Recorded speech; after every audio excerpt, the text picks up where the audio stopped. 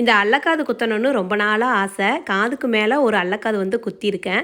அதுக்கு மேலே ஒன்று குத்தலாமா வேண்டாமான்னு ஒரே யோசனையாக இருந்தது.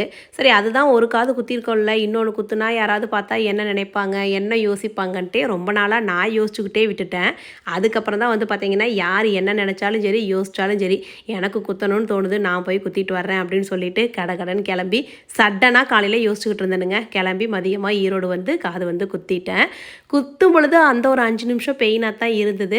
அதுக்கப்புறம் ஒரு ஒரு 4 நாள் 5 நாளைக்கு லைட்டாக பெயினாக இருந்தது. தொட்டா பெயினாக இருந்தது, தொடலைனா ஒன்றும் பிரச்சனை இல்லை. இப்போ காதில் 3 தோடு போட்டிருக்கேன். பார்க்குறதுக்கு எனக்கு ரொம்ப பிடிச்சிருக்கு. இந்த மாதிரி சின்ன சின்ன ஆசைகளை நமக்கு நாமளே நிறைவேற்றிக்கும் பொழுது அவ்வளோ ஒரு சந்தோஷமாக இருக்குது. உங்களுக்கும் இந்த மாதிரி சின்ன ஆசைகள் ஏதாவது இருந்ததுன்னா யார் என்ன சொல்லுவாங்களோன்னு யோசிக்காமல் கண்டிப்பாக அந்த ஆசையை செஞ்சு பாருங்கள். அவ்வளோ ஒரு சூப்பராக இருக்கும். நிறைய பேர் எனக்கும் காது குத்திக்கணும், மூக்கு குத்திக்கணும்னு ஆசையாக இருக்குது, ஆனால் வலிக்கும்னு பயமாக இருக்குன்னு கமெண்ட் பண்ணியிருந்தீங்க. வலிக்கு தாங்க செஞ்சது ஒரு 5 நிமிஷத்துக்கு தான். ஆனால் ஒரு 5 நிமிஷம் வலியை தாங்கிட்டா லைஃப் லாங் கொஞ்சம் அழகாக நல்லாயிருக்கும். கண்டிப்பாக குத்துறேன்னா குத்திக்கோங்க. எப்போ ஈரோடு போனாலும் biryani, tandoori chicken, grill chicken தான் சாப்பிடுவோம். ஆனால் இந்த முறை லைட்டாக ஒரு நண்டு சூப்பும் மீன் சில்லியும் மட்டும் சாப்பிட்லாமான்னு ஸ்நாக்ஸ் சாப்பிட்ற மாதிரி சில்லியும் சூப்பும் சாப்பிட்டு வந்தாச்சு. எப்பவுமே ஹெவியாக சாப்பாடு சாப்பிடாம ஒரு நாள் இந்த மாதிரி கூட சாப்பிட்டு பார்க்கலாம் மட்டும் தான் இருக்குது. நல்லா தாங்க இருக்குது.